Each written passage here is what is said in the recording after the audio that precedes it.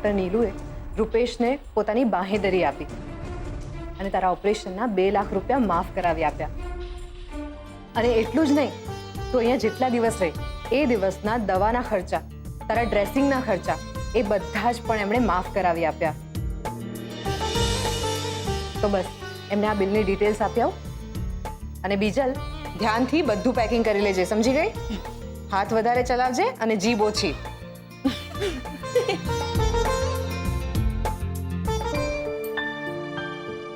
અરે સેજલ, ક્યાં જાય છે તું?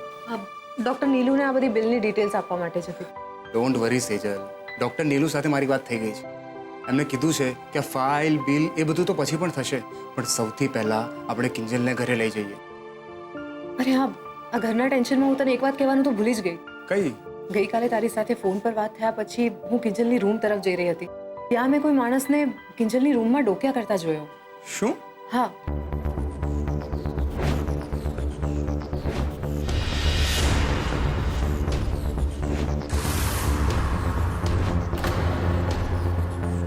મોઢું બતાવ મને તારું.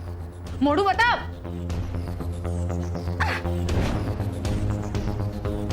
સેજલ, તું ચિંતા નહીં કર. હોસ્પિટલના સીસીટીવી કેમેરામાંથી હું બધી ડિટેલ્સ કઢાવી લઈશ. પણ મને લાગે છે કે આપણે કિંજલને સુરક્ષિત રીતે ઘરે પહોંચાડવી જોઈએ પહેલા. તું ચાલ ચાલ મારી સાથે સની. પણ તોય મને એવું લાગી રહ્યું છે કે પપ્પા મારાથી નારાજ છે.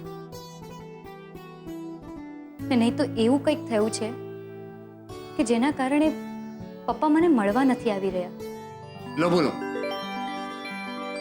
સાડી સાહેબા, જે મળવા આવ્યા છે એની કોઈ કદર નથી. અને પપ્પા કેમ નથી આવ્યા, પપ્પાનું શું થશે?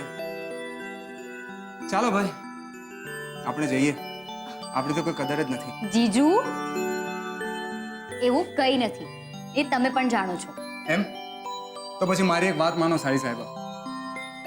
ચૂપચાપ ગાડીમાં જઈને બેસી જાઓ, એક પણ સવાલ કર્યા વગર. કેમ રૂપેશ જીજુ, તમને ડર લાગે છે કે કિંજલ કંઈક તમારી બોલતી બંધ ના કરી દે? આજ તો વિચારવું તો પડે જ ને. અરે તમે 3 બહેનો એક સાથે હોવ તો મારું તો આવી જ બને ને. એમ તો ઠીક છે, આજથી હું તમારી ટીમમાં. 2 ત્યાં ને 2 અહીંયા. ચલો હવે આપણે જઈએ. આ કઈ વાત બની. ચાલો સાડી સાહેબા. ચલો. અને સેક્રેટરી, બધો સામાન લઈ લેજો એન્ડ ફોલો મી. ચાલો.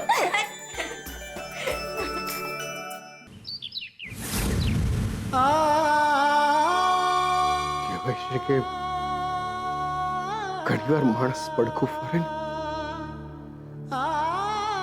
એની સાથે સાથે એનો સમય પણ પડખું ફેરવી દેતો હોય છે.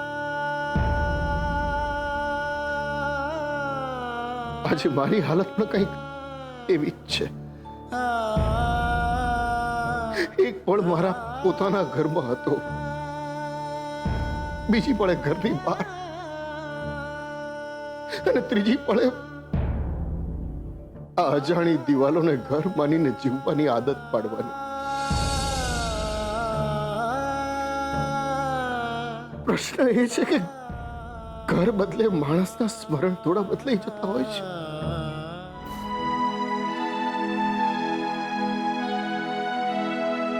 કહું છું, બહુ બધું વિચારે રાખવાથી ઘર ગોઠવાય તો નથી જવાનું ને. તમે કહેતા હો તો ઘર વખરીનો સામાન બધું ગોઠવવા માંડું. હવે તો એ જ કરવાનું છે. સામાન ફેલાવો અને સંસ્મરણો સંકેલો. જુઓ, મને ખબર છે કે ઘર છોડ્યાનું તમને બહુ દુઃખ થયું છે, અને એમાંય જે રીતે શાંતિલાલે તમારી સાથે છેતરામણી કરીને સહી કરાવી લીધી, એ પછી કોઈને પણ દુઃખ તો રહેવાનું છે. હવે જે થઈ ગયું એ થઈ ગયું, એમાં ફેરબદલ તો થવાની નથી ને. પછી જે છે એને વધાવી લો ને. મીરા, મને એની ચિંતા નથી. મને ચિંતા છે આપણી કિંજલની.